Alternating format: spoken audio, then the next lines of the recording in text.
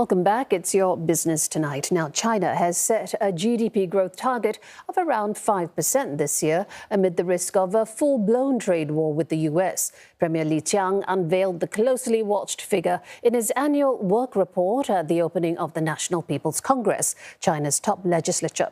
Si Hui reports.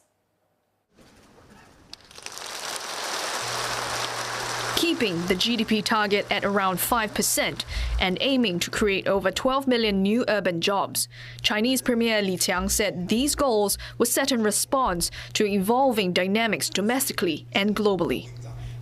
经济增长预期目标为5%左右，既是稳就业、防风险、惠民生的需要，也有经济增长潜力和有利条件支撑。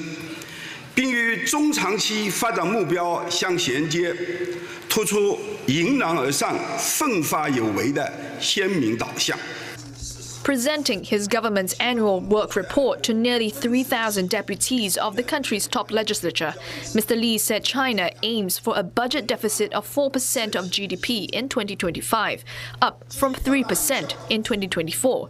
Some analysts say the goals show that the authorities want to save ammunition for later and that China is reluctant to increase spending significantly right away, given the threat of tariffs.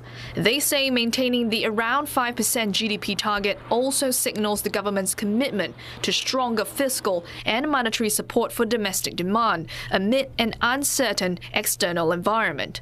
Challenges that the Chinese leader addressed head-on in his work report. 从国际看，外部环境更趋复杂严峻，可能对我国贸易、科技等领域造成更大冲击。 单边主义、保护主义加剧，对国际经济循环造成阻碍。 Premier Li urged officials to implement policies swiftly and decisively, acknowledging the fragility of domestic economic recovery due to weak demand and sluggish consumption. On the fiscal front, Premier Li said new government debt is expected to total 11.86 trillion yuan this year, a 2.9 trillion yuan increase compared to the year before. Ultra-long special treasury bonds totaling 300 billion yuan will be issued to support the consumer goods trade-in program, and the government will also expand the role of the People's Bank of China in managing financial risk and stabilizing the economy.